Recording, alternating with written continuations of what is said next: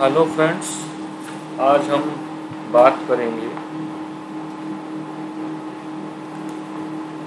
Linear differential equation of nth order. ये एक important topic है। डिफरेंशियल इक्वेशन में तो है ही, लेकिन जो अलाइड साइंस है जैसे कि बीटेक या बीसीए या बीएससी-सीएस, वहाँ पर ये एक इम्पॉर्टेंट टॉपिक है। तो क्योंकि इसमें कई टर्म्स आ रही हैं, तो सबसे पहले हम डिस्कशन करेंगे। सबसे पहले linear differential equation. Linear differential equation का क्या मतलब है कि अगर एक डिफरेंशियल इक्वेशन में जो डिग्री है, degree of dependent variable and all its derivatives is 1। क्या मतलब हुआ इस बात का? एग्जाम्पल की हेल्प से समझते हैं कि d2y/dx² plus 5dy/dx plus 6y is equal to x²। तो d2y/dx² हो या dy/dx हो या y हो, इन सब की डिग्री कितनी है? इन सब की डिग्री 1। ये कहलाएगी लीनियर डिफरेंशियल इक्वेशन। अब वैसे हमारे सिलेबस में तो होती है, लेकिन ज़्यादा काम की नहीं होती। वो होती है नॉन लीनियर डिफरेंशियल इक्वेशन। तो जब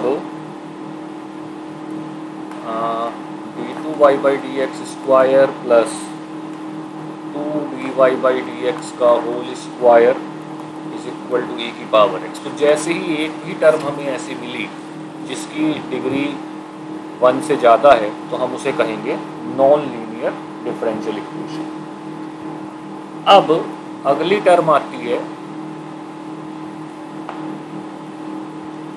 linear differential equation with constant coefficient. इसका क्या मतलब हुआ? d2y/dx² plus p dy/dx plus qy is equal to r। अगर p and q are constant and r is function of x और constant।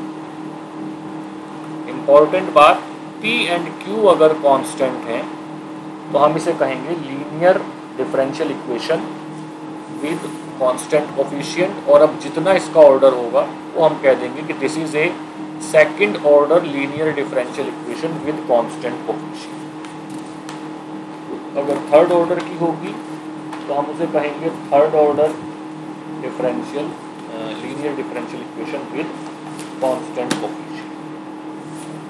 अब अगर हम इस डिफरेंशियल इक्वेशन के सॉल्यूशन की बात करें, तो इसका जो सॉल्यूशन होता है y इज इक्वल टू, जो हम इसे बोलते हैं complete solution, that is equal to complementary function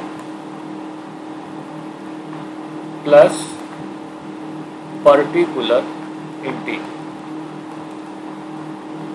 यानी दो पार्ट होंगे इसके, पहला कॉम्प्लीमेंट्री फंक्शन होगा और दूसरा पर्टिकुलर इंटीग्रल।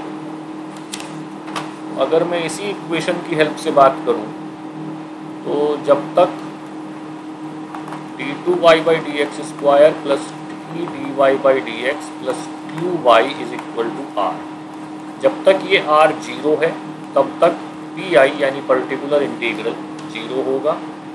और लेफ्ट हैंड साइड से पी क्यू की हेल्प से कह लीजिए सी एफ यानी कॉम्प्लीमेंट्री फंक्शन निकलेगा। जब ये आर नॉन जीरो होगा तब हम इसके लिए पी आई निकालेंगे। अब अगर हम बात करें कि कॉम्प्लीमेंट्री फंक्शन या पर्टिकुलर इंटीग्रल कैसे निकलता है, तो वो हम डिस्कस करेंगे एग्जाम्पल्स की हेल्प से। वैसे थ्योरी है, लेकिन यहाँ पर हम अलाइड साइंस में थ्योरेटिकल कॉन्सेप्ट्स ज़्यादा यूज़ नहीं करते। तो मान लीजिए हम पहला एग्जाम्पल डिस्कस करते हैं कि d2y/dx² minus 5dy/dx plus 6y = g। तो जैसा कि मैंने कहा कि चूंकि राइट हैंड साइड जीरो है, इसका मतलब पी आई तो जीरो होगा और हमें केवल लेफ्ट हैंड साइड से complementary function from left hand side निकालना है। इसे निकालने का क्या तरीका है, d/dx को हम d भी कह सकते हैं, और इस d या d/dx को हम m पुट कर दें। तो अगर ये इक्वेशन नंबर 1 है, पुट d/dx इन 1 = m, तो हमें मिल जाता है m² - 5m + 6 = 0। ये कहलाती है ऑक्सिलरी इक्वेशन। अब हमें इस ऑक्सिलरी इक्वेशन के रूट निकालने हैं। अगर हम इस ऑक्सिलरी इक्वेशन को 2 कह दें, तो इस ऑक्सिलरी इक्वेशन के रूट जो भी कोई मेथड आप 10th 12th में जानते हैं, जैसे कि अगर मैं इसके फैक्टर कर दूं,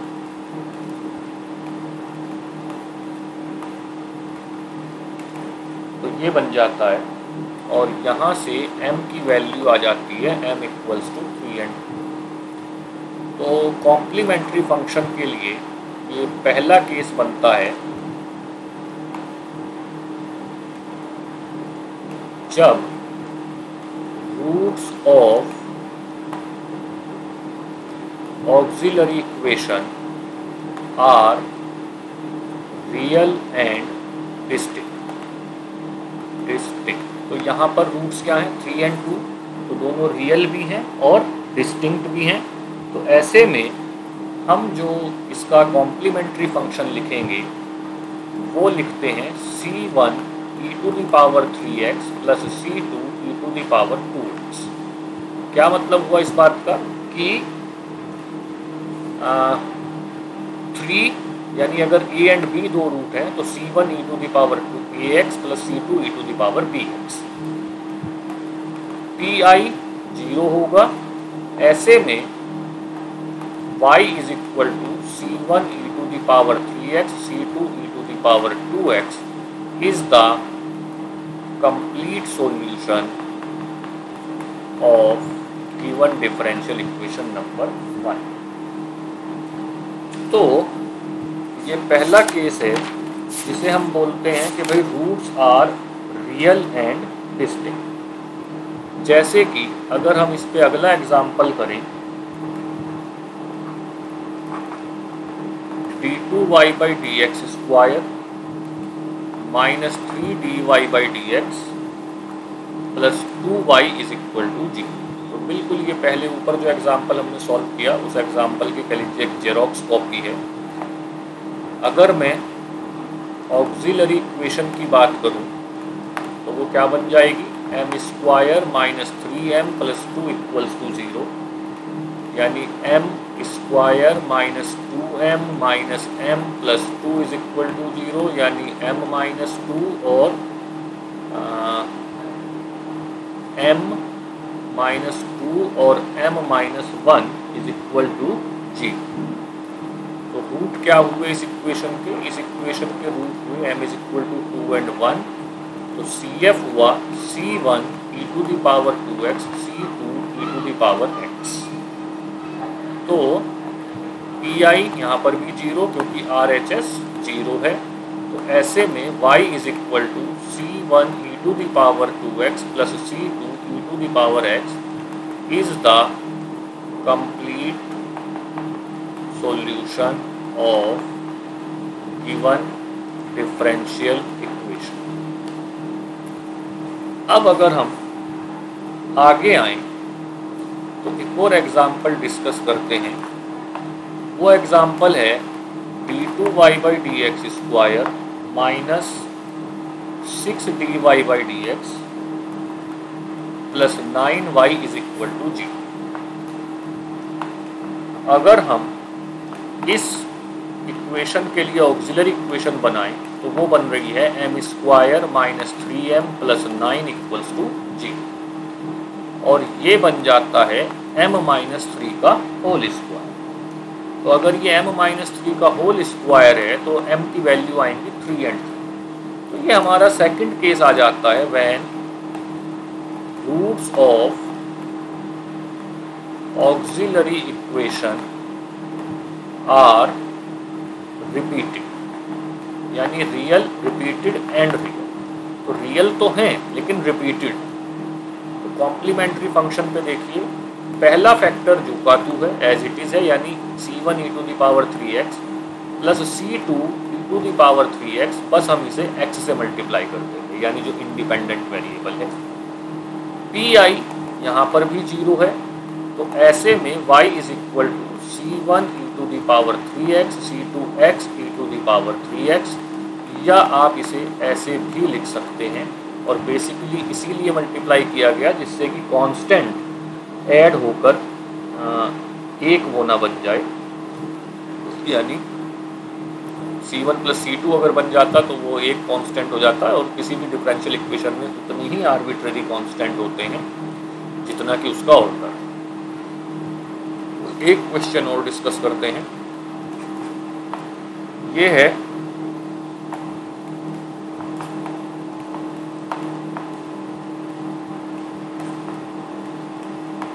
d5y/dx5 माइनस d3y/dx2, यानी अगर इसकी ऑक्सिलरी इक्वेशन की बात करें तो ये बनेगी m⁵ minus m³ = 0, that is m³ m² - 1 = g।